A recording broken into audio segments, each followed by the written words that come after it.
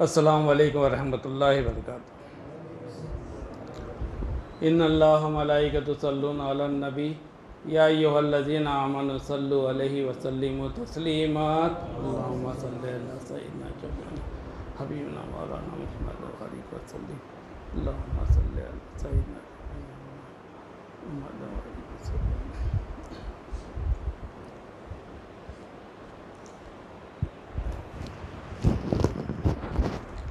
اللہ تعالیٰ کا بےحد فضل و کرم ہے کہ اللہ تعالیٰ نے ہم کو امت محمدیہ میں پیدا فرمایا،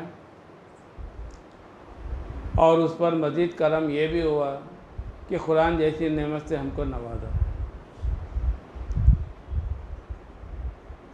جس کی خاطر ہم ہر ہفتہ یہاں پر جمع ہوتے ہیں اور اپنے ایمان کی تجدید کرتے ہیں۔ اپنی ایمان کی تجدید قول لا الہ الا اللہ سے ہوتی ہے۔ قول لا الہ الا اللہ کیا چیز ہے؟ یہ ہم کو اولیاء اللہ کے دامن سے ہم کو وصول ہوا ہے۔ اولیاء اللہ نے ہم کو یہ بتا چکے ہیں کہ لا الہ الا اللہ کے ذریعے سے ہی ہماری راحت۔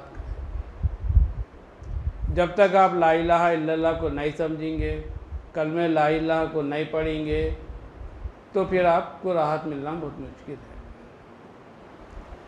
یوں تو ہم نماز پڑھتے ہیں، وقتیہ طور پہ جاتے ہیں نماز میں، لیکن نماز میں ہمارا دل نہیں لگتا۔ کیوں نہیں لگتا؟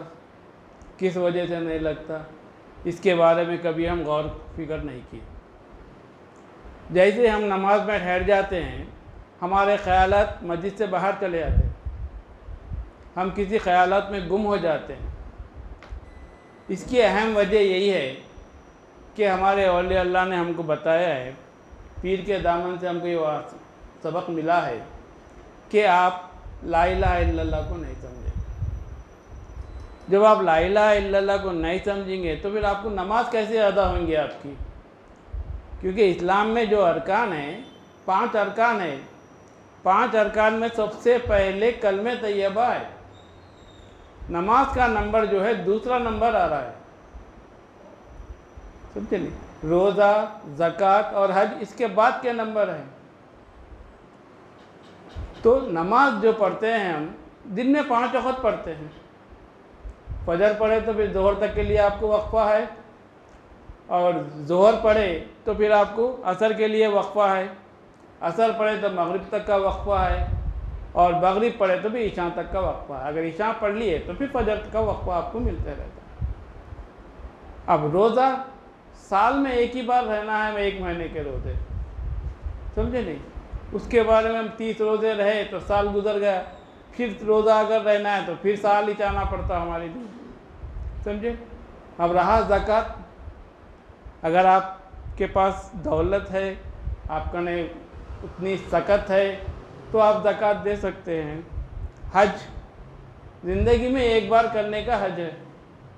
اگر آپ کا نے اتنی دولت ہے کہ میں حج کو جا سکتا ہوں، اپنے گھر والوں کو 1 مہینہ 1.5 مہینے کا خوراک دے سکتا ہوں، تو آپ کو حج کو جانے کا اجازت ہے۔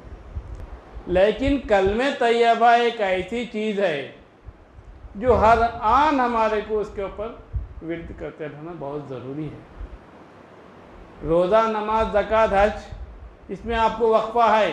کلمہ طیبہ میں اولیاء اللہ ہم کے بتا دیے ہیں کہ اس میں بالکل ہی وقفہ نہیں ہے۔ چاہے آپ ٹھہرے رہو، چاہے آپ بیٹھے رہو، چاہے آپ لیٹے رہو، اپنی زبان پہ اس کا ورد کرتے رہو۔ یہی ہماری زندگی کے لیے راحت ہے۔ یہ کہہ کر میں اپنی بات کو ختم کرتا ہوں۔ اللہ تعالی ہم سب کو کہنے سننے سے زیادہ عمل کرنے کی توفیق عطا فرما۔ وآخر دعوانا الحمدللہ رب العالمین۔ لا الہ الا اللہ۔